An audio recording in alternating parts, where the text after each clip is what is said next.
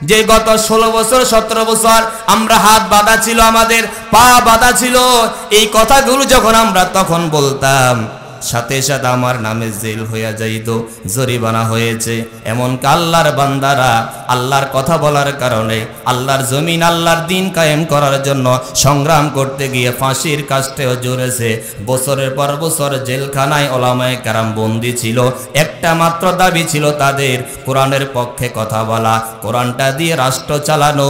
এটাই ছিল তাদের সবচাইতে বড় অপরাধ ছিল। এখন ঠিক কিনা? তাহলে আমার ভাইয়েরা, যদি আপনি নামাজের মধ্যে বাধা দিলে আপনি তার বিরুদ্ধে অবস্থান নেন, আপনার বিবিকে বেপরদা নামাতে বললে আপনি যদি রাগ করেন, রোজা রাখতে নিষেধ করলে যদি আপনি রাগ করেন, তাহলে ওই একই কোরআনে তো দিন কায়েমের কথাও আছে। জমিন আল্লাহর, আমরাও আল্লাহর, আইনটা চলবেও আল্লাহর। এই স্লোগানটা আমি দিলে আপনি আমারে কেন দল খোঁজেন? আপনি আমারে কেন দলির দিকে আমাকে তোকমা লাগান? আমি তো কোরআনের কথা বলি, আমারে আপনি তোকমা লাগাইবেন কেন? এই জন্য 18,000 এরকম 18 কোটি মুসলমানের আজকে সময়ের প্রেক্ষিতে এমন একটা প্রেক্ষাপট দাঁড়িয়েছে যে সবার একটাই বলি, আমরা বাংলাদেশের শুরু থেকে আজ পর্যন্ত বিভিন্ন মন্ত্রতন্ত্র দিয়ে, বিভিন্ন মানুষের বানানো মতবাদ দিয়ে রাষ্ট্র চালিয়ে দেখেছি। খুন বন্ধ করা যায় নাই, চুরি ডাকাতি বন্ধ করা যায় নাই, হত্যা বন্ধ করা যায় নাই, জিনা ব্যভিচার বন্ধ করা যায় নাই। এই জন্য 18 কোটি মুসলমানের একটা মাত্র এখন বর্তমান সিদ্ধান্ত, আমরা আর কারো আইন চাই না। এবার আল্লাহর কোরআন দিয়ে আল্লাহর জমিনে আল্লাহর দিন কায়েম করতে চাই। চিল্লে বলেন ঠিক কিনা? 18 কোটি মুসলমানের একটাই দাবি, আল কোরআনে, কোরআন সংবিধানে আল কোরআন ঢুকাতে হবে। সংবিধানে যদি কোরআন চলে যায়, সমাজ থেকে শুরু করে রাষ্ট্রীয় পর্যন্ত কোন জায়গার ভিতরে চুরি ডাকাতি খুন রাহাজানি কিচ্ছু থাকবে না। কথা বলেন ঠিক কিনা? আল্লাহ তাআলা বলেন, আমি আল্লাহ রাব্বুল আলামিন মানুষ বানাইলাম, জিন বানাইলাম, আমি আল্লাহ তাআলার ইবাদত করার জন্য। তারা আমার ইবাদত করবে, গোলামি করবে, এই জন্য আমি তাদেরকে সৃষ্টি করেছি। এবার নাহারা গাবতলীর মুসলমানেরা প্রশ্ন করতে পারেন, তাহলে 18,000 বা তার কম বেশি মাখলুক পৃথিবীতে আল্লাহ কেন বানালেন? রাসূল করিম সাল্লাল্লাহু আলাইহি ওয়াসাল্লাম সাহাবায়ে কেরামদেরকে লক্ষ্য করে বলেছিলেন, সাহাবীরা রে, আল্লাহ তাআলা তোমাদেরকে সৃষ্টি করেছেন ইবাদতের জন্য, গোলামির জন্য। জিন্নাতদেরকে সৃষ্টি করেছেন গোলামির জন্য। আর তোমরা যারা প্রশ্ন করেছো 18,000 মাখলুক আল্লাহ কেন বানিয়েছেন, রাসূল বলেন, ক্বালান নবী সাল্লাল্লাহু আলাইহি ওয়াসাল্লাম, আদ-দুনিয়া খুলিকাত লাকুম ওয়া আনতুম খুলিকতুম লিল আখিরা। আল্লাহ তাআলা রাসূলকে বলেন, ইয়া রাসূলুল্লাহ, আপনি উম্মতদেরকে জানিয়ে দেন, ওই সকল বান্দা বান্দীদেরকে জানিয়ে দেন যাদের মনে প্রশ্ন, আল্লাহ যদি হাতিকে ইবাদতের জন্য না বানায়, আল্লাহ যদি গরু ছাগলকে ইবাদতের জন্য না বানায়, তাহলে এত মাখলুকাত বানানোর পিছনে আল্লাহর উদ্দেশ্যটা কি? আল্লাহ রাসূলকে বলেছেন, রাসূল আমাকে আপনাকে জানিয়েছেন, সারা পৃথিবীর যা দেখতেছ সব কিছু মানুষ আর জিনের সেবার জন্য বানিয়েছেন, আর মানুষ আর জিনকে আল্লাহর গোলামির জন্য বানিয়েছেন। চিল্লায়া বলেন সুবহানাল্লাহ। আমার প্রিয় মুসলমান ভাইয়েরা ও পর্দার অন্তরালের মা বোনেরা, তাহলে আল্লাহ তাআলা বলেন, মানুষ বানাইলাম, জিন বানাইলাম ইবাদতের জন্য, নেক আমল করার জন্য। হাতি বানাইলাম মানুষের খেদমত করার জন্য, গরু বানাইলাম মানুষের সেবা করার জন্য। এবার আপনি দুইটা চক্ষু খুলে দেখেন, আল্লাহ তাআলা গরু বানাইলেন আমার সেবা করার জন্য, গরু ঠিকই আমার সেবা করে যাচ্ছে, আমাকে বাছুর দিচ্ছে, দুধ দিচ্ছে, হাল চাষ করে আমাকে টাকা ইনকাম করাচ্ছে। হাতিকে আপনি নিজের কাবু বানায়া তার দ্বারা আপনি টাকা রোজগার করছেন। এই যে বিশাল একটা সূর্য আল্লাহ আমার জন্য বানিয়ে দিলেন, পূর্ব দিক থেকে ওঠার আদেশ, পশ্চিম দিকে গিয়ে ডুবার আদেশ। আজ পর্যন্ত সূর্য কোনোদিন তার গতি পরিবর্তন করে নাই, সময় পরিবর্তন করে নাই, আল্লাহর আদেশ একদিনের জন্য অমান্য করে নাই। তার মানে বোঝা গেল আপনি যেদিকে তাকাবেন সব কিছু আমার গোলামি ঠিকই করছে, কিন্তু যার জন্য সব কিছু আল্লাহ সাজালেন সে মানুষ আর জিন্নাতেরা আল্লাহ পাকের ইবাদত বন্দেগী থেকে গাফেল হয়ে আছে। কথা বলেন ঠিক কিনা?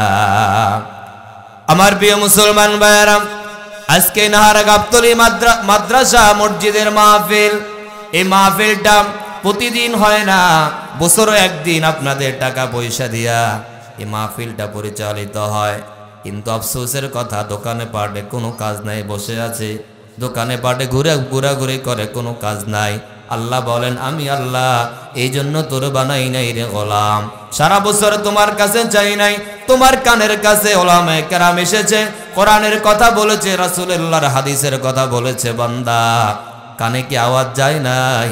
আমি আল্লাহ না তোমার আমার গোলাম বানিয়েছি রে গোলাম। আমার কথা হবে মাহফিলে, আর তুমি রাস্তাঘাটে দোকানে পাটে ঘুরবা, তুমি আমার সত্যিকারে গোলাম এখনো হতে পারো নাই। কথা বলেন ঠিক কিনা? এজন্য আমার প্রিয় মুসলমান ভাইরা একটু খেয়াল করেন, কোরআন থেকে কথাগুলো বলবো। তাহলে গোলামির আদেশ মানুষের জন্য আর জিনের জন্য। আল্লাহ তাআলা বলেন, গোলামি যে করবা, ইবাদত যে করবা, বান্দিগি তোমরা যারা করবা, যারা নামাজ 5 ওয়াক্ত পড়ছ, তোমরা যারা মাহে রমজানের 1 মাসে রোজা রাখছ, তোমরা যারা বিবিকে পর্দা মতো চালাবার চেষ্টা করছ, আল্লাহর কোরআন তোমরা যারা তেলাওয়াত করছ, আমি আল্লাহ তোমাদেরকেও কিছু শর্ত দিয়া দিলাম। যেমনে তেমনে নামাজ পড়লে সওয়াব পাওয়া যাবে না, যেমনে তেমনে রোজা রাখলে সওয়াব পাওয়া যাবে না। আল্লাহ রাব্বুল আলামিনের পক্ষ থেকে যদি সওয়াব পেতে হয় নেক আমলের বিনিময়ে, আল্লাহ কোরআনে বলেছেন, আমার আজকের আলোচ্য বিষয় থেকে আমি 3টা বিষয় বলবো। এই 3টা বিষয় যদি কারো ভিতরে না থাকে, ওই বান্দার নামাজ রোজা কোনো আমল আল্লাহর দরবারে কবুল হবে না। 1 নাম্বার আল্লাহ বলেন, মান আমিলা সালিহাম মিন যাকারিন আও উনসা ওয়া হুয়া মুমিন। আল্লাহ কোরআনে বলেন, নারী এবং পুরুষ যারাই নেক আমল করবে, ভালো আমল যারা করবে, নামাজ যারা পড়বে, রোজা যারা রাখবে, হজ করবে, যাকাত দিবে, কোরআনুল কারীমের তেলাওয়াত করবে, আল্লাহ তাআলার ঘোষণা স্পষ্ট শোনো, তুমি যদি ইবাদত আমার কাছে পৌঁছাতে চাও, নামাজের বিনিময়ে যদি সওয়াব পেতে চাও, আমি আল্লাহ কোরআনের মধ্যে বললাম ওয়া হুয়া মুমিন। 1 নাম্বার আল্লাহর দরবারে ইবাদত পৌঁছানোর জন্য ঈমানদার হওয়া লাগবে। জোরে বলেন সুবহানাল্লাহ। 1 নাম্বার ঈমানদার হওয়া লাগবে, ঈমান আনা লাগবে। এবার নাহারা গাবতলীর মুসলমান প্রশ্ন করতে পারেন, হুজুর আমরা সবাই তো ঈমানদার, ঠিক কিনা? আমরা যারা মাহফিলে আসছি সবাই কি নিজেদেরকে আমরা ঈমানদার দাবি করছি? আল্লাহ তাআলা শর্ত দিয়েছেন, ঈমান তোমাকে আনতে হবে, তারপর তোমাকে নামাজ পড়তে হবে। এখন বলবেন, হুজুর সবাই তো লা ইলাহা ইল্লাল্লাহু মুহাম্মাদুর রাসূলুল্লাহর কালিমা পড়েছি, নামাজও ঠিক মতো পড়তেছি, তাহলে আমি কি ঈমানদারের খাতার ভিতরে আছি কিনা? আল্লাহ কয়, বহু নামাজ এমন আছে যার নাম ঈমানদারের খাতার মধ্যে নাই। বহু রোজাদার এমন আছে যার নাম আল্লাহর দরবারে ঈমানদারের খাতার মধ্যে নাই। অনেক হাজী সাহেব আছে যার নাম আল্লাহর দরবারে ঈমানদারের খাতায় নাই। অনেক পর্দা পুশিদা করে এমন মা, কিন্তু ঈমানদারের খাতায় তার নামটা নাই। বলে, হুজুর কেমনে নাই? আল্লাহ তাআলা কোরআনুল কারীমের সূরাতুল ইউসুফের ভিতর আল্লাহ বলেন, ওয়া মা ইউমিনু আকসারুহুম বিল্লাহি ইল্লা ওয়া হুম মুশরিকুন। আল্লাহু আকবার। আল্লাহ তাআলা সূরা ইউসুফের ভিতর সুন্দর করে বলেছেন, মানুষের ভিতর অনেক মানুষ এমন আছে যারা নিজেদেরকে ঈমানদার বলে প্রকাশ করে, ঈমানদার বলে দাবি করে, কিন্তু আল্লাহ কয় ইল্লা ওয়া হুম মুশরিকুন, এদের অধিকাংশ মুশরিক হয়ে আছে, নিজেরও খবর নাই। তাহলে আল্লাহ তাআলা ঈমানদারদের সম্পর্কে বলছেন, আমি যে আমাকে ঈমানদার দাবি করছি, আল্লাহ কয় ওয়া মা ইউমিনু আকসারুহুম বিল্লাহ ইল্লা ওয়া হুম মুশরিকুন। আল্লাহ তাআলা বলে, অনেক মানুষ এমন আছে যারা নিজেদেরকে ঈমানদার বলে দাবি করে, হাজী সাহেব বলে দাবি করে, কোরআন পড়নেওয়ালা মুফতি মুহাদ্দিস দাবি করে। আল্লাহ কয় ইল্লা ওয়া হুম মুশরিকুন, এদের মধ্যে অনেকে আছে যারা মুশরিক হয়ে আছে, নামাজও পড়তেছে। এখন কারা মুশরিক?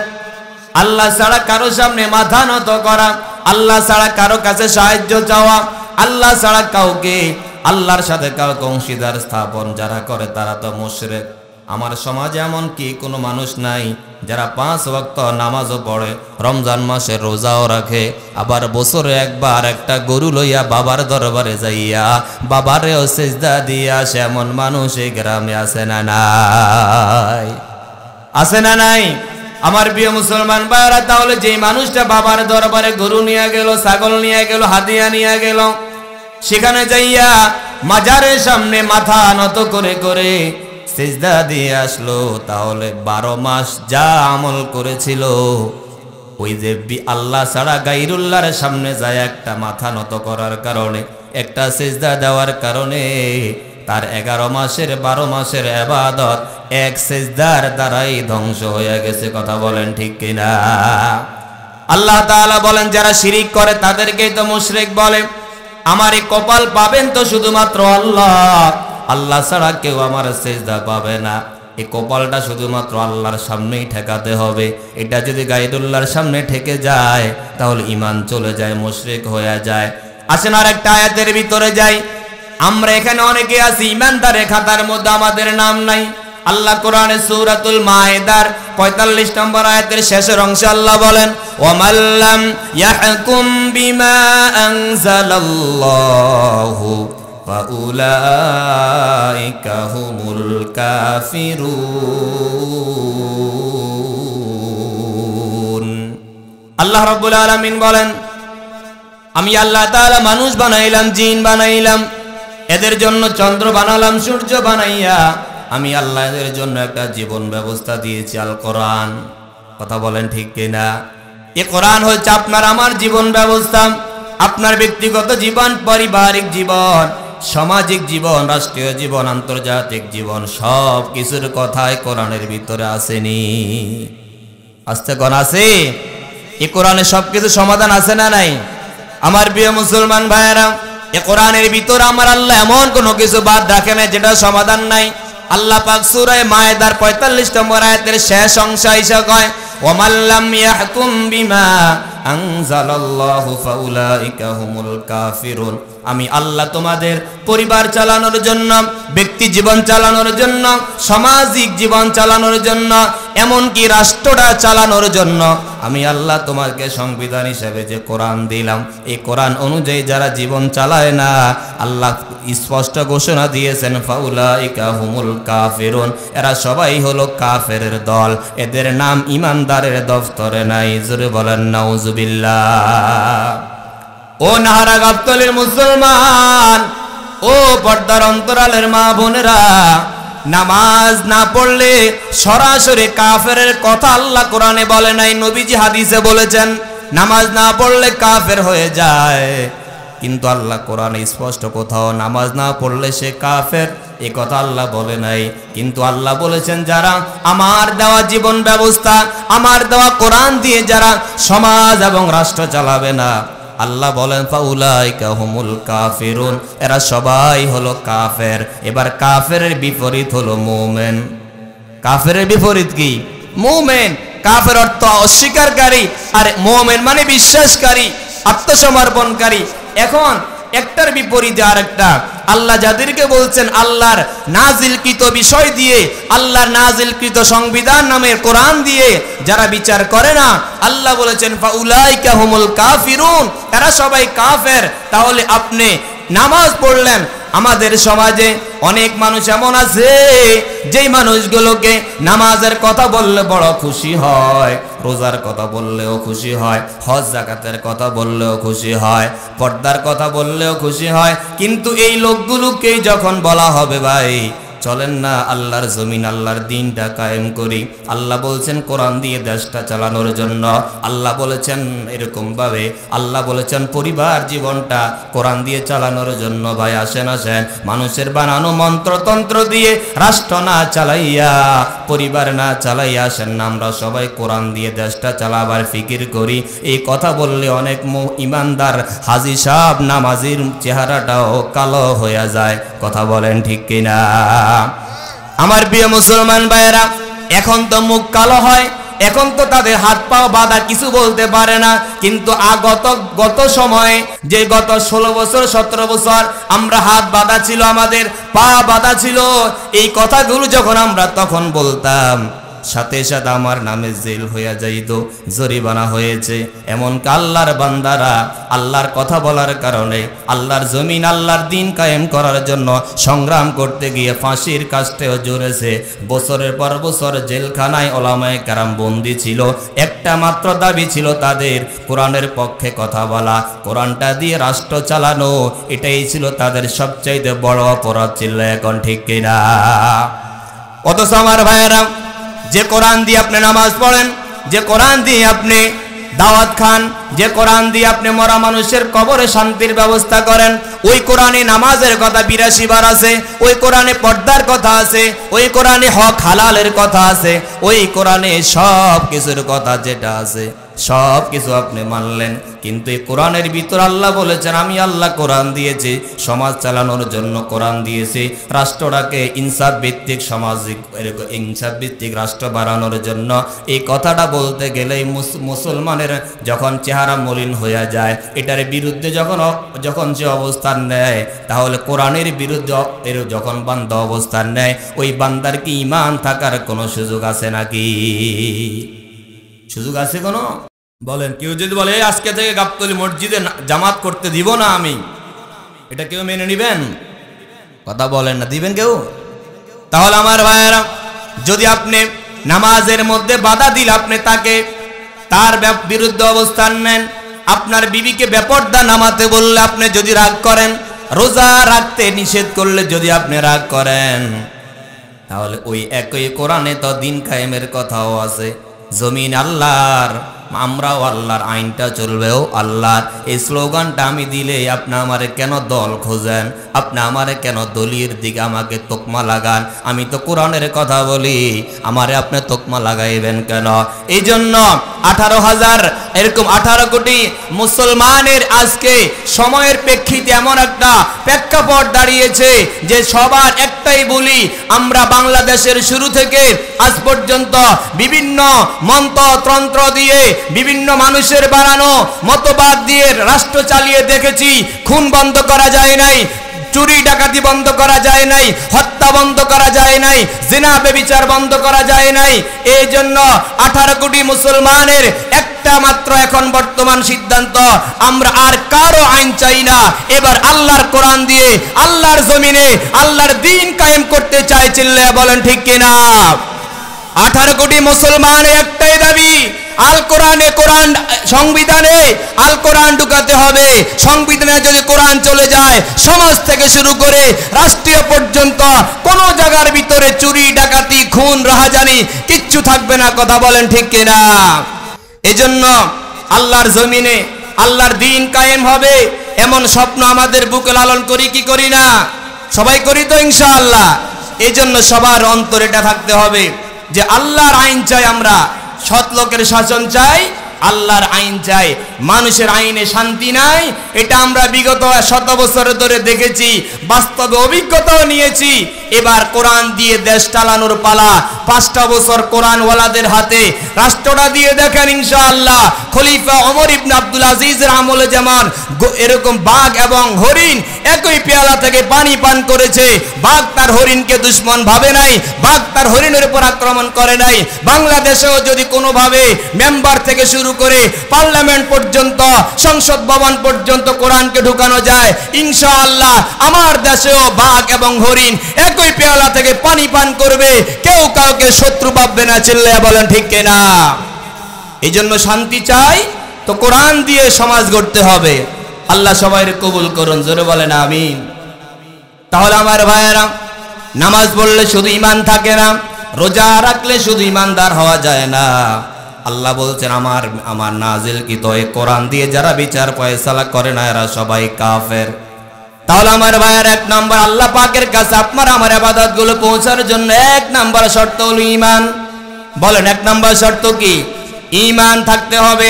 এখন আপনি যদি আল্লাহর জমিন আল্লাহর দিন কায়েমের বিরোধিতা করেন, তাহলে আপনার ঈমান নাই। সহজ কথা, এটা আমার কথা নয়, আল্লাহর কোরআনের কথা।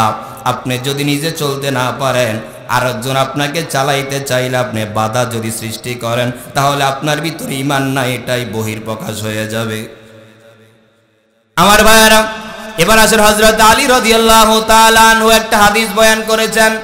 عن علي قال قال رسول الله صلى الله عليه وسلم لا يؤمن عبد حتى يؤمن بأربعين হযরত আলী রাদিয়াল্লাহু তাআলা আনহু বলেছেন কোন বান্দা ততক্ষণ পর্যন্ত খাঁটি ইমানদার হতে পারে না, মুমিন হতে পারে না, হাত্তা ইউমিনা বিআরবাইন, যতক্ষণ পর্যন্ত সে চারটি বিষয়ের উপর ঈমান না আনবে।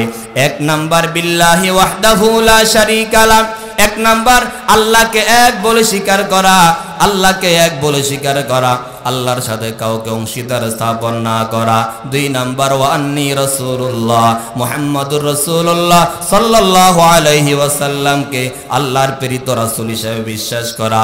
তিন নাম্বার ওয়াল বাসি বাদাল মাউতি, মৃত্যুর পর আপনি আর আমি আবার আল্লাহর দরবারে দাঁড়ানো লাগবে, আল্লাহর দরবার হিসাব দেওয়া লাগবে। এই কথা যারা বিশ্বাস করবে। চার নাম্বার ওয়াল কদরি, তাকদীরের উপর যার পুরা ঈমান থাকবে। এই চারটা গুণ যদি কারো ভিতরে পাওয়া যায়, আল্লাহর রাসূল বলেছেন আল্লাহ তাআলা তাকে ঈমানদারের লিস্টের ভিতরে রাখবেন। এই চারটার কোনো একটা যদি তার ভিতর থেকে ছুটে যায়, আল্লাহর কেউ যদি এক না মানে, রাসূলকে যদি শেষ নবী কেউ না মানে, আল্লাহ পাকের মৃত্যুর পর পুনরায় আবার জীবিত হওয়া লাগবে। কথার উপর যদি কারো সন্দেহ থাকে, এরপর আমার ভাগ্য ভালো মন্দ সব কিছু আল্লাহর পক্ষ থেকে হয়, এই কথার মধ্যে যদি কারো বিন্দু মাত্র সন্দেহ থাকে, ওই ব্যক্তি কি ঈমানদার থাকার কোনো সুযোগ আছে নাকি? বলেন সে ঈমানদার? রাসূল বলেছেন এই চারটা বিষয়ের উপর পুরা ঈমান না আনলে কোনো ব্যক্তি খাঁটি ঈমানদার হতে পারে না কোনো বান্দা। এক নাম্বার আল্লাহকে এক বলে স্বীকার করা, লা শারীক বলে আল্লাহরে স্বীকার করা। দুই নাম্বার রাসূলকে শেষ নবী মানা, শ্রেষ্ঠ নবী মানা। তিন নাম্বার মৃত্যুর পর পুনরায় জীবিত হওয়ার উপর ঈমান আনা। চার নাম্বার ভাগ্যের উপর ঈমান আনা, ভালো হোক মন্দ হোক, সুস্থতা অসুস্থতা, সুখ আর দুঃখ সব কিছু আল্লাহর পক্ষ থেকেই হয়। এটার উপর পুরা বিশ্বাস করে আলহামদুলিল্লাহ সুখেও বলা, আলহামদুলিল্লাহ দুঃখেও বলা, এটাই হলো ঈমানের পরিচয়। জোরে বলেন সুবহানাল্লাহ। আমার প্রিয় মুসলমান ভাইয়েরা, সময় স্বল্প, আসেন এবারে দুই নাম্বার, আপনার আর আমার ইবাদতগুলো আল্লাহ রাব্বুল আলামিনের দরবারে যদি কবুল করাতে চাই, তাহলে আপনার আমার দুই নাম্বার যে বিষয়টা লাগবে সেটা হলো ইখলাস লাগবে। ইখলাস লাগবে। নামাজ পড়লে শুধু হবে না, ইখলাসওয়ালা নামাজ লাগবে। আল্লাহ তাআলা কোরআনে বলেন ওয়ামা উমিরু ইল্লা লিয়াবুদুল্লাহা মুখলিসিনা লাহুদ্দিন। আল্লাহ তাআলা বলেন যে আমি আল্লাহ পাক রাসূলকে বলেছি, ওগো আমার হাবিব, আমি আল্লাহ তাআলা আপনাকে আদেশ দিয়েছি এরা যেন আমি আল্লাহ তাআলার গোলামি যখনই করবে, গোলামিটা মন মতো করলে হবে না, দুনিয়া পাওয়ার জন্য করলে হবে না, এদের ইবাদতগুলো যেন একনিষ্ঠভাবে ইখলাসওয়ালা আমল হয়, ইখলাসওয়ালা, আল্লাহ তাআলার সন্তুষ্টি লাভ হওয়া, আল্লাহ তাআলা খুশি হওয়া। এই আপনার এই শর্তটা যদি ইবাদতের মধ্যে না থাকে, নামাজ পড়ে আপনার বিন্দুমাত্র সওয়াব হবে না। জোরে বলেন নাউজুবিল্লাহ। তাহলে আমার ভাইয়েরা, আপনার আর আমার ইবাদতগুলো আল্লাহ রাব্বুল আলামিনের কাছে পৌঁছার দুই নাম্বার শর্ত কি? ইখলাস থাকা। ইখলাসওয়ালা নামাজ, ইখলাসওয়ালা রোজা, একনিষ্ঠ রোজা, একনিষ্ঠ আল্লাহর সন্তুষ্টি লাভের উদ্দেশ্যে ইবাদত করলে সেটা কবুল হবে। ইখলাস ছাড়া আপনি ইসলামের জন্য জীবনটাও যদি দিয়ে দেন, তাহলে এটার দ্বারাও কিন্তু আপনি নাজাত পাবেন না, মুক্তি পাবেন না। ইখলাস ছাড়া যদি আপনি এই গাবতলী মাদ্রাসায় বড় একটা ভবনও বানায়া দেন, ইখলাস ছিল না, দুনিয়া পাওয়ার যদি উদ্দেশ্য হয়, দুনিয়ার সুনাম অর্জন করা যদি আপনার উদ্দেশ্য হয়, তাহলে এই মসজিদ বানানোটা আপনাকে আল্লাহর জাহান্নাম থেকে বাঁচাতে পারবে না। আপনার রোজা বিফলে চলে যাবে, আপনার 5 ওয়াক্ত নামাজ বিফলে চলে যাবে। হাদিসে পাকে বুখারীর বর্ণনা একটা হাদিস এসেছে, কিয়ামতের ময়দানে আল্লাহ রাব্বুল আলামিন 3 শ্রেণীর লোক দিয়া সর্বপ্রথম বিচার ফয়সালা শুরু করবেন। এক নাম্বার আল্লাহ তাআলা আবেদকে ডাক দিবেন। আমিন কিয়ামতের ময়দানে একজন আবেদকে ডাক দিবেন, ইবাদতকারীকে ডাক দিবেন, যার নামাজে কোনো ঘাটতি ছিল না, যার রোজায় কোনো ঘাটতি ছিল না, যার হজ পালনে কোনো ঘাটতি ছিল না, যার যাকাত আদায়ে কোনো ঘাটতি ছিল না, কোরআন তেলাওয়াতে কোনো ঘাটতি ছিল না। মোট কথা বান্দা আল্লাহর সব বিধিবিধানগুলো মেনেছিল। এমন একজন আবেদকে আল্লাহ ডাক দিয়া বলবেন, হে আমার বান্দা, ও আমার বান্দা, ও আমার বান্দি, আমি আল্লাহ তোমারে লম্বা একটা হায়াত দিয়েছিলাম। এই লম্বা হায়াতের ভিতরে আমার জন্য তুমি কি করে আসছ? আল্লাহর বান্দা আল্লাহর সামনে দাঁড়াইয়া বলবে, আল্লাহ আপনি তো সব জানেন আমি দুনিয়াতে কি কি করে আসছিলাম। আল্লাহ বলবেন, আমি তোমার জবান থেকে শুনতে চাই, ও বান্দা কি করে আসছ? আল্লাহ রে বান্দা বলবে, আল্লাহ আমি না 5 ওয়াক্ত নামাজ পড়েছি, আপনার ফরজ বিধান রোজাগুলো রেখেছিলাম, আমার উপর হজ ফরজ ছিল, হজটাও করেছিলাম, আমার উপর বছর বছর যাকাত ফরজ হতো, প্রতি বছর আমি যাকাত আদায় করতাম। আল্লাহ বলবেন, গোলাম এবার বল এগুলো কেন করেছিলে? আল্লাহ রে বান্দা আল্লাহর সামনে দাঁড়ায় বলবে, মালিক আপনার জন্যই তো করেছিলাম, বিশাল বিস্তৃত জান্নাতের জন্য করেছিলাম। আল্লাহ একটা ধমক দিয়া ওই বান্দারে বলবে, গোলাম তুমি কি জানো তুমি কার সামনে দাঁড়ায় কথা বলো? দুনিয়ার মানুষের সামনে দাঁড়ায় কথা বললে মুখে একটা, অন্তরে আর একটা রাখার সুযোগ আছে। আপনার আমি ভালোবাসি, কিন্তু হৃদয় থেকে আপনার আমি ঘৃণা করি। দেখা হইলে বলে, ভাই আপনারে বড় ভালোবাসি, সুন্দর মিষ্টি মিষ্টি কথা বলি, কিন্তু অন্তরে আপনার ভালোবাসা আমার অন্তরের ভিতরে নাই। কিন্তু বিষয়টা আপনি জানেন না, আমার আল্লাহ জানে কি জানে না? জানে না। আল্লাহ তাআলা বলবেন, গোলাম আমার সামনে তুমি দাঁড়িয়েছো, আমি তোমার স্রষ্টা, আমি তোমার প্রশ্ন করেছি দুনিয়াতে সব ভালো কাজগুলো কেন করেছ? আল্লাহ রে বান্দা বলবে, আল্লাহ আপনার জন্য না করেছিলাম। আল্লাহ বলবে, মিথ্যাবাদী রে জবানটা বন্ধ কর, আমার সামনে দাঁড়ায়ও মিথ্যা কথা কেন বলস? তুই না দুনিয়ার জন্য করেছিলি। দুনিয়ার মানুষ তোরে আবেদ বলবে, দুনিয়ার মানুষ তোর আল্লাহর ওলি বলবে, দুনিয়ার মানুষ তোকে রাস্তায় দেখলে সালাম দিবে। দেখ দেখ একজন নামাজি মানুষ আসতেছে, একজন টুপিওয়ালা মানুষ আসতেছে, একজন রোজাদার মানুষ আসতেছে, মানুষ তোরে সালাম দিবে। সম্মান অর্জন করার জন্য নামাজ পড়েছ, রোজা রেখেছ, হজ করেছ, যাকাত দিয়েছ রে গোলাম। ও গোলাম আমার জন্য করো নাই, দুনিয়ার জন্য করেছ, মানুষকে খুশি করার জন্য করেছ, এগুলো তো দুনিয়াতে পেয়ে গেছ। ও জাহান্নামের ফেরেশতারা, এই নামাজি লোকটার পায়ে শিকল লাগা, এই নামাজি মানুষটার পায়ে শিকল লাগায়া তারে জাহান্নামের দিকে নিয়ে যা। জোরে বলেন নাউজুবিল্লাহ। ও নাহারা গাবতলের মুসলমানেরা, ও পর্দার অন্তরালের মা বোনেরা, হাজার হাজার ওয়াক্ত নামাজ পড়লো, মাসে মাসে রোজা রাখলো, যাকাত দিত, হজ আদায় করত, কোনটার মধ্যে ঘাটতি ছিল? কোনো ঘাটতি ছিল না। একটা মাত্র ঘাটতি, সেটা ছিল ইখলাস। ইখলাস ছিল না, আল্লাহ পাওয়ার উদ্দেশ্য ছিল না, দুনিয়া পাওয়ার উদ্দেশ্য ছিল।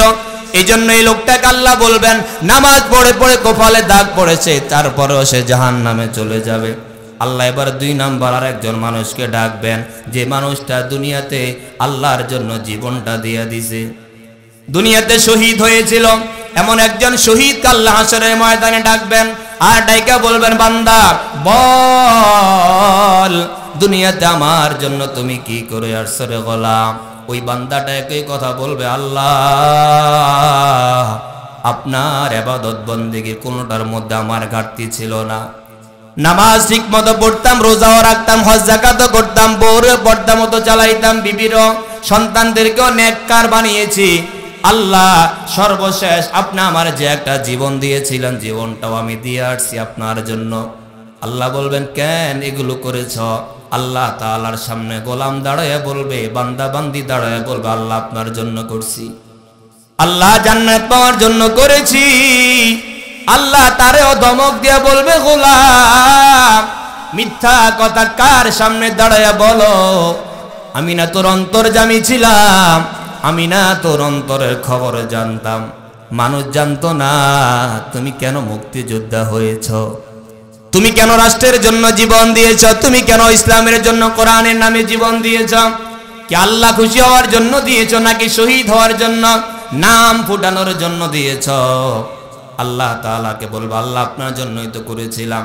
আল্লাহ বলবেন না রে না গোলাম, এই কাজগুলো সব ছিল দুনিয়ার জন্য, মানুষের জন্য। তুমি চিন্তা করো, আমি যদি দেশের জন্য জীবন দেই, আমার নাম হয়ে যাবে মুক্তিযোদ্ধা, আমার নামে ভবন হবে, আমার নামে মসজিদ মাদ্রাসা তৈরি হবে, রাস্তা নির্মাণ হবে। রাস্তার মধ্যে মধ্যে বিভিন্ন মুক্তিযোদ্ধাদের নাম থাকে, বিভিন্ন কলেজের নাম মুক্তিযোদ্ধাদের নামে দেওয়া হয়, বিভিন্ন স্কুল মুক্তিযোদ্ধাদের নামে দেওয়া হয়। রাষ্ট্রের জন্য যাদের অবদান তাদের নামে অনেক কিছু রাষ্ট্রের মধ্যে করা হয়। আল্লাহ বলবেন গোলাম রে, তুই তো দুনিয়ার জন্য করেছিলি, দুনিয়া পেয়ে গেছ, তোমার নামে দালান কোটা অনেক আছে দুনিয়াতে, রাস্তা নির্মাণ অনেক হয়েছে, আমার জন্য করো নাই। ও জাহান্নামের ফেরেশতারা তাড়াতাড়ি করে এই নাফরমানের পায়ের মধ্যে শিকল লাগা, শিকলটা লাগাইয়া আমার এই বান্দারে জাহান্নামের দিকে টেনে নিয়ে যা। আল্লাহর এই বান্দা কাঁদবে আর বলবে হায় আফসোস, সারা জীবনের রোজা বলি বিফল হয়ে গেল, সারা বছরের নামাজ বলি আমার বিফল হয়ে গেল, এমনকি আমার জীবনটা আমি ইসলামের জন্য দিয়েছিলাম, দেশের জন্য দিয়েছিলাম, এটাও বুঝে আমার বিফল হয়ে গেল। ও নাহারা গাবতলির মুসলমানেরা, ইমানটা ঠিক ছিল কিন্তু আমল করার ক্ষেত্রে আল্লাহ পাওয়ার জন্য না করার কারণে, মানুষকে খুশি করার জন্য, মানুষকে দেখাবার জন্য নিজের জীবনটা দেওয়ার পরেও ওই বান্দাটা শেষ রক্ষা পায় নাই। কথা বলেন ঠিক কিনা? শেষ রক্ষা হয় নাই, জাহান্নাম থেকে বাঁচতে পারে নাই। এবার আমার আল্লাহ 3 নাম্বার, একজন লোককে ডাক দিবে, যেই লোকটা দুনিয়াতে প্রচুর পরিমাণ দান সদকা করেছে, লক্ষ লক্ষ টাকা বছর বছর যাকাত দিয়েছে, গরিবদেরকে দিয়েছে, মসজিদ মাদ্রাসা অনেক দিয়েছিল। এমন একজন বান্দাকে আল্লাহ ডাক দিয়ে বলবে গোলাম, ও আমার বান্দা বান্দি, কি জন্য এই আমলগুলো করেছ, জীবনে কি করে আসছ? আল্লাহরে বান্দা বলবে আল্লাহ আপনার জন্য আমি লক্ষ লক্ষ টাকা আমি খরচ করেছিলাম, মসজিদ মাদ্রাসা বানিয়েছিলাম, নামাজ পড়েছিলাম, হজ যাকাত রোজা সব কিছু করেছিলাম। আল্লাহ বলবেন কেন করেছ? আল্লাহ জাহান্নাম থেকে বাঁচার জন্য করেছি। আল্লাহ বলবে মিথ্যাবাদী রে, আমার সামনে দাঁড়ায়া মিথ্যা কথা বলিস না, জবানটা বন্ধ কর। ও জাহান্নামের ফেরেশতা, তার পায়ে শিকল লাগা, জাহান্নামের দিকে টেনে টেনে হাজার হাজার লক্ষ লক্ষ কোটি কোটি মানুষের সামনে টানিয়া হেসরায়া হেসরায়া বেজ্জতির সাথে ওই লোকটারেও আল্লাহ জাহান্নামে নিয়ে যাবেন। জোরে বলেন নাউজুবিল্লাহ। ও নাহারা গাবতলের মুসলমানেরা, ও যুব সমাজেরা, কোরআন যে তেলাওয়াত করো, দুনিয়ার মানুষের জন্য কোরআন পড়িও না, নামাজ এক ওয়াক্ত পড়ো, এটা একমাত্র কার জন্য পড়বা? আল্লাহর জন্য পড়বা। ও মা, যতটুকু নামাজ পড়েন মানুষের জন্য পড়িয়েন না। স্বামীর খুশির জন্য নামাজ পড়া যাবে না, বান্দার খুশির জন্য নামাজ পড়া যাবে না, একমাত্র আল্লাহর ভয় নিয়ে আল্লাহর কাছে পুরস্কার নেওয়ার জন্য ইবাদত করা লাগবে। তাহলে আমার ভাইয়েরা, 2 নাম্বার বলেছিলাম, আপনার আর আমার ইবাদতগুলো আল্লাহর কাছে কবুল হওয়ার জন্য ইখলাস নামের একটা শর্ত লাগবে। আসেন আমার ভাইয়েরা, 3 নাম্বার যে আয়াত তেলাওয়াত করেছিলাম, আপনার আর আমার ইবাদতগুলো আল্লাহর দরবারে কবুল হওয়ার 3 নাম্বার শর্ত আল্লাহ কোরআনে বলেন, ইয়া আইয়ুহার রুসুলু কুলু মিনাত তাইয়্যিবাত ওয়া আমালু সালিহা। 3 নাম্বার, আপনার আর আমার ইবাদতগুলো আল্লাহর কাছে কবুল হওয়ার জন্য যে শর্তটা লাগবে সেটা হলো, ইবাদত করার আগে আপনার শরীরটা হইতে হবে হালাল খাদ্যের শরীর, পবিত্র খাবারের শরীর। আল্লাহ পাক আমার তেলাওয়াতকৃত আয়াতের মধ্যে বলেন, ইয়া আইয়ুহার রাসূল, হে আমার রাসূলগণ, আপনাদেরকে লক্ষ্য করে আমি আল্লাহ বলছি, ও রাসূল, ও নবী। আল্লাহ সব রাসূলদেরকে বলে কুলু মিনাত তাইয়্যিবাত। 1 নাম্বার আপনাদের জন্য শর্ত হলো আপনারা সবসময় হালাল খানা খাবেন, পবিত্র খাবার খাবেন। আল্লাহ এরপরে বলে ওয়ামালু সলিহা, ওয়ামালু সলিহা, আগে ভালো খাবার খান, আগে পবিত্র খাবার খান, তারপরে নেক আমল করেন, তারপরে আমলে সলেহ করেন। তাহলে একটা সিজদা যদি আপনি হালাল খাদ্য খায়া সিজদা দিতে পারেন, রাসূল বলেন লা সাজদাতুন ওয়াহিদাতুন খায়রুম মিনাদ দুনিয়া ওয়া মা ফিহা।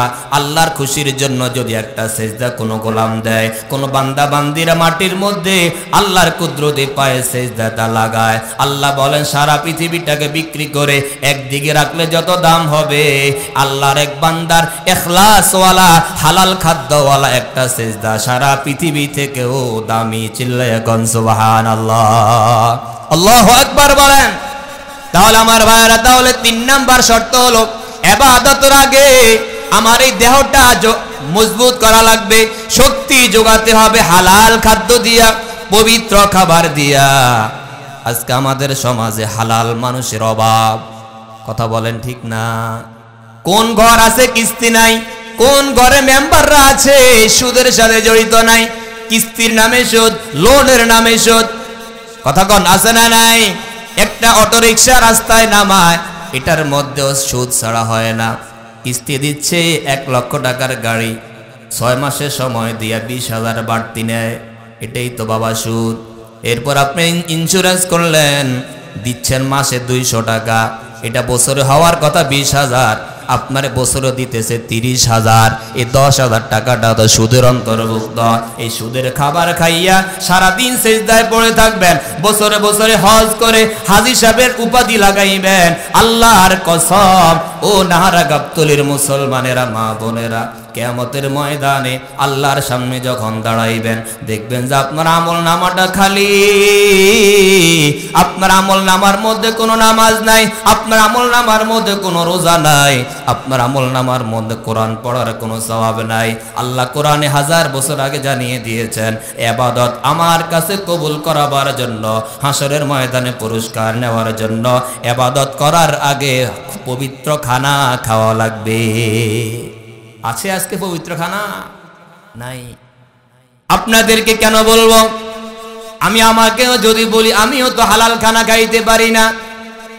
একজন মাদ্রাসায় যিনি চাকরি করেন, একটা ছোট্ট উদাহরণ দেই, যেই লোকটা সরকারি মাদ্রাসায় চাকরি করেন, ওই লোকটা যদি ওনার রাষ্ট্রীয়ভাবে সরকারি কাগজে লেখা আছে আপনার 10টা থেকে 4টা ডিউটি, 10টা যাবেন 4টায় আসবেন, আপনার মাসের বেতন 30,000, আপনি প্রবাসক, 30,000 টাকা আপনার বেতন দেওয়া হলো, টাইম হলো 10টা থেকে 4টা।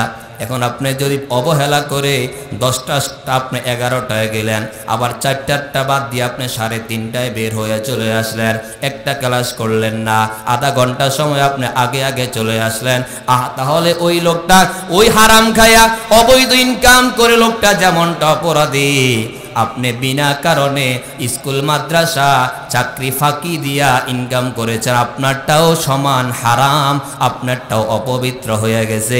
তাহলে এই অপবিত্র টাকা দিয়া আমি যে জুব্বা গায়ে দিয়া ঘুরি, আমি যে নামাজের ইমামতি করি, আমি যে ছাত্রদেরকে কোরআন শিখাই, এগুলোর কি আল্লাহর কাছে 1 পয়সার কোনো দাম আছে নাকি?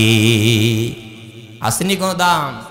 সব জায়গার কথা এইভাবে, আপনি যে যেখানে চাকরি করে, যেটা তার সাথে কমিটমেন্ট হবে, চুক্তিবদ্ধ হবে, আপনার কাজ এই থেকে এই, আপনার কাজ। একটু যদি আপনি ইচ্ছাকৃতভাবে অবহেলা করে এটার ভিতর গাফলতি করেন, ধোঁকাবাজি করলেন, ফাঁকিবাজি করলেন, আপনারটাও হারাম হয়ে গেল, আপনারটা অপবিত্র হয়ে গেল। এজন্য আমার প্রিয় মুসলমান ভাইয়েরা, আপনার আর আমার ইবাদতগুলো আল্লাহ রাব্বুল আলামিনের কাছে পৌঁছার জন্য 3 নাম্বার শর্ত কি বললাম? হালাল খাদ্য খাওয়া, পবিত্র খাবার খাওয়া। অন্য হাদিসে রাসূল করিম সাল্লাল্লাহু আলাইহি ওয়াসাল্লাম বলেন, 3টা এমন আমল আছে যে 3টা আমল করলে আল্লাহর বান্দা বান্দিরা সহজে জান্নাতে যেতে পারবে। কয়টা আমল? 3টা আমল। 1 নাম্বার, ক্বালা রাসূলুল্লাহ সাল্লাল্লাহু আলাইহি ওয়াসাল্লাম, মান আকালা তাইয়্যিবা ওয়া আমিলা ফি সুন্নতিহি ওয়া আমিনান নাস বাওয়াইকাহু আও কামা ক্বালান নবী আলাইহিস সালাতু ওয়াস সালাম। রহমতের নবী ডাক দেয়া কয়, উম্মত শুনো, সহজে যদি জান্নাতে যেতে চাও, অল্প আমল দিয়া যদি জান্নাতে যেতে চাও, তাহলে 3টা তোমাদেরকে সুযোগ দিয়া দেই। 1 নাম্বার, মান আকালা তাইয়্যিবা, যে ব্যক্তি পবিত্র খাবার খাবে, হালাল খাবার খাবে। 2 নাম্বার, ওয়া আমিলা ফি সুন্নতিহি, আমার নবীর পদ্ধতিতে যারা আমল করবে, অল্প আমল হোক, সেটা নবীর সুন্নাত মোতাবেক। তিন নাম্বার ওয়া মিনান নাসা বাওয়াইকাহু, মানুষ তার অনিষ্ট থেকে যদি নিরাপদ থাকে, কথা দিয়া কেউ কষ্ট পায় না, তার শরীর দিয়া কেউ কষ্ট পায় না, জমিন দিয়া কেউ কষ্ট পায় না। আল্লাহ রাসূল বলেছেন এমন বান্দারা যদি অল্প আমল নিয়েও কবরে আসে, আমি আল্লাহ এদেরকে জান্নাতের ওয়াদা দিয়েছি। জোরে বলেন সুবহানাল্লাহ। ও নাহারাগাপ্তলী মুসলমানেরা, এই জন্য লক্ষ্য করেন কিয়ামতের ময়দানে গরিব গরিব মানুষগুলো আগে আগে জান্নাতে চলে যাবে। পান্তা ভাত দিয়া খানা খাইয়া এই লোকটা আগে জান্নাতে চলে যাবে। আর যেই সকল মানুষগুলো বেদাত করে করে বস্তা ভরা আমল করে, মনে করে করলেই তো ভালো, করলেই তো ভালো, করলেই তো ভালো, ইবাদত তো করতেছি, খারাপ কিছুই তো করি না। রাসূল বলে না না, বেশি আমল মন গড়া করলেও বিপদ আছে না নাই? বিপদ আছে নি কোন? ওয়া আমিলা ফি সুন্নতি, সহজে জান্নাতে যাওয়ার দুই নাম্বার পদ্ধতি, দুই নাম্বার কাজ হলো আমল হবে কার পদ্ধতিতে? নবীর পদ্ধতিতে, নবীর সুন্নাহ অনুযায়ী। আজকে আমার সমাজের বেদাতীরা আজানের আগে দরুদ পড়ে, আজানে পরেও দরুদ পড়ে, নবীর দাঁড়াইয়া দাঁড়াইয়া নবী সালাম আলাইকা বললে নাকি বেশি সওয়াব হয়। মন গড়া এমন ইবাদত, এমন বেদাত সমাজে ঢুকিয়েছে। সাধারণ সাধারণ অশিক্ষিত মানুষগুলোকে, শ্রমজীবী মানুষগুলোকে ইবাদত ইবাদত বলে তাদের ঈমানের মূল কেটে দিয়ে এদের সবাইকে জাহান্নামে নেওয়ার ষড়যন্ত্র করছে। চিল্লায়া বলেন ঠিক কিনা? এজন্য আমার ভাইয়েরা, রাসূল বলেছে আমল করবো অল্প, এটা আমার সুন্নত মতো করো, আমার পদ্ধতিতে করো, সাহাবীদের পদ্ধতিতে করো। সাহাবীরা যেভাবে আমার সালাম দিয়েছে ওই পদ্ধতি সম্পর্কে জ্ঞান অর্জন করো, ওই পদ্ধতিতে তুমি করো। বস্তা ভরা মন গড়া বানানো আমল আল্লাহর কাছে কবুল হবে হবে না। তাহলে আমার ভাইয়েরা, সহজে জান্নাতে যাওয়ার তিনটা আমল: এক নাম্বার হালাল খাদ্য খাওয়া, দুই নাম্বার রাসূলের নিয়ম অনুযায়ী আমল করা, তিন নাম্বার নিজের অনিষ্ট থেকে মানুষকে হেফাজতে রাখা, বাঁচিয়ে রাখা। আমার কথার দ্বারা কেউ কষ্ট পাবে না, আমার চলার দ্বারা কেউ কষ্ট পাবে না, আমার জমিন দ্বারা কেউ কষ্ট পাবে না। আল্লাহ রাসূল সাল্লাল্লাহু আলাইহি ওয়াসাল্লাম বলেছেন এই তিনটা অভ্যাস কোনো মত অর্জন করে কবরে যাও। তুমি রিকশাওয়ালা, ভ্যানওয়ালা, তুমি একদম দিনমজুর, একবারে সমাজের অবহেলিত মানুষ হলেও কিয়ামতের ময়দানে আল্লাহর অসংখ্য ফেরেশতারা ফুলের মালা পরাইয়া তোমারে জান্নাতে পৌঁছায়া দিবে। বড় বড় ইবাদতকারীরা, বড় বড় টাকাওয়ালারা বিপদে পড়ে যাবে সেদিন। হাজী সাহেব অবৈধ ইনকামের টাকা চাইছি তো 1 লাখ, হুজুর আমার নামে 1 লাখ দেন। এবার আপনি একটু নিচে দিয়ে খবর নিয়ে দেখেন এই লোক যে লাভ দিয়ে 1 লাখ টাকা বলে ফেলছে, তার ইনকামটা কি? দেখবেন যে সে ঘরের ভিতরে ঘুমায়, ব্যাংকের ভিতরে 20 লাখ টাকা রেখে দিয়েছে সুদে, মাসে 1 লাখ টাকা সে সুদ পাচ্ছে, আর বুক ফুলাইয়া ফুলাইয়া ঘুরে, আর নামাজের সময় সামনের কাতারে আইসা নামাজ পড়ে। এমন সুদখোর এই গাবতলী এলাকাত আছে না নাই? বহু আছে, তালাশ করে দেখেন। আর আমি দুর্বল, আপনি দুর্বল। হায় হায়, এই লোক 1 লাখ টাকা দিছে, এখন ওই লোকটা 1000 টাকা বলতে লজ্জা পায়। 1 লাখ টাকা দিছে, আমি 1000 টাকা দিমু বলতে শরম। আল্লাহ রাসূল বলেন 1000 টাকা রিক্সা চালানো টাকা, 1000 টাকা মাঠে ফিট জ্বালায়া ইনকাম করা টাকা, পরিশ্রম করা টাকা, 1000 টাকা দেওয়া আর হারামের 1 কোটি টাকা দেওয়ার চাইতো কোটি গুণে উত্তম। কথা বলেন ঠিক কিনা? আল্লাহ আমাদেরকে বুঝ দান করেন, বলেন আমিন। আমার প্রিয় মুসলমান ভাইয়েরা, সময়ের শেষ প্রান্তে একটা হাদিস যেটা পড়েছিলাম, ক্বালান নবী সাল্লাল্লাহু আলাইহি ওয়াসাল্লাম মান বানা লিল্লাহি মাসজিদা বানাল্লাহু লাহু বাইতান ফিল জান্নাহ। রহমতের নবী ডাক দিয়া বলে, যারা দুনিয়ার ভিতরে আল্লাহর জন্য, আল্লাহর সন্তুষ্টি অর্জনের জন্য মসজিদ বানাবে, প্রতিযোগিতার মসজিদ না।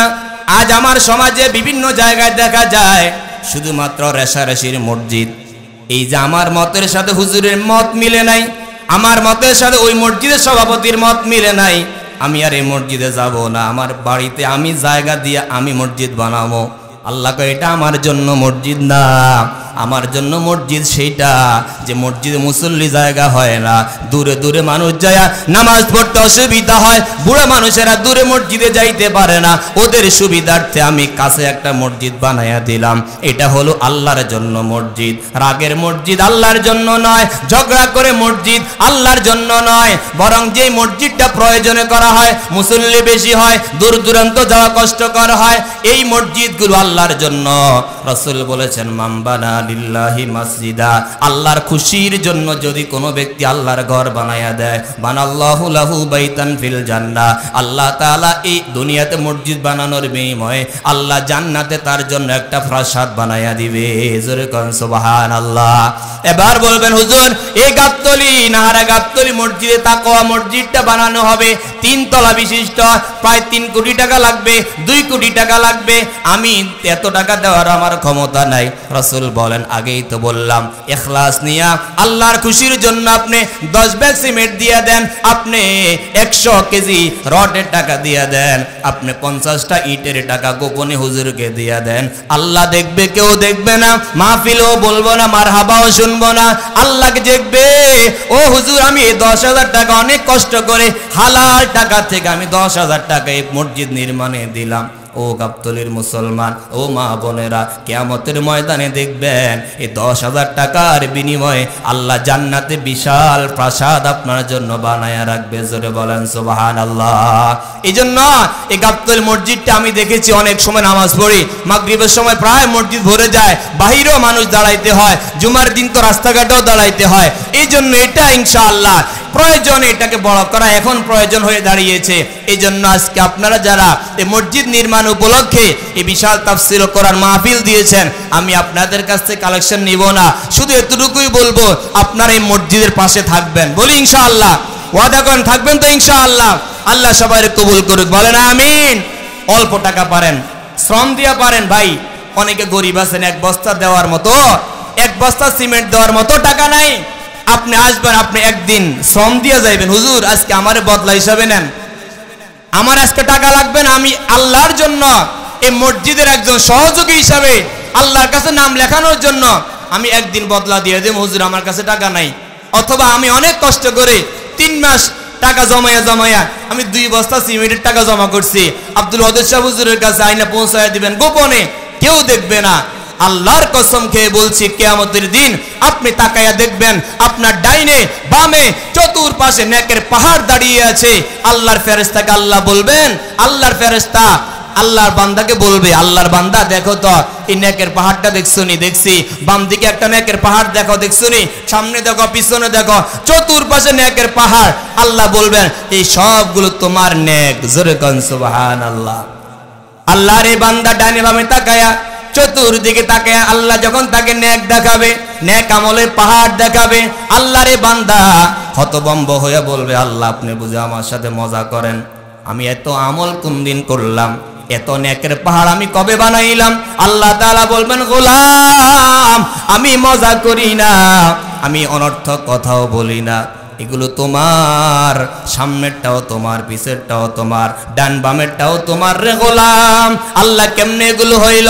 আল্লাহ বলেছেন তুমি না গাবতলী মসজিদ নির্মাণের জন্য 10,000 টাকা হালাল টাকা দান করেছ, তুমি না 2,000 টাকা দিয়া শরীক হয়েছ, মনটা ছিল বড়, মনটা ছিল বড়। হায় যদি আমার তৌফিক থাকতো আমি একলাই 10,000 ইট দিয়ে দিতাম, তৌফিক থাকলে আমি একলাই 1 টন রড দিয়ে দিতাম, তৌফিক আল্লাহ আমারে দেয় নাই, আল্লাহ আমারে অল্প দিয়েছে, অল্প থেকে আমি দিয়েছি। আল্লাহর বান্দা মনটা অনেক বড় ছিল, নিয়তটা ভালো ছিল, টাকাটা হালাল ছিল, এই জন্য আমি আল্লাহ ফেরেশতাদেরকে দিয়া বিজনেস করে করে, ব্যবসা করে করে তোমার 2,000 টাকার আমি নেকের পাহাড় বানায়া দিছি।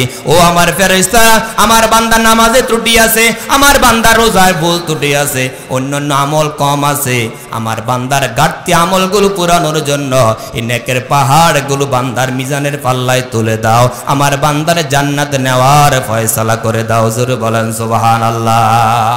আল্লাহ তাআলা আমাদের সবাইকে ভালো কাজগুলো আল্লাহর জন্য করার তৌফিক দিয়ে দেন। জোরে বলেন আমিন।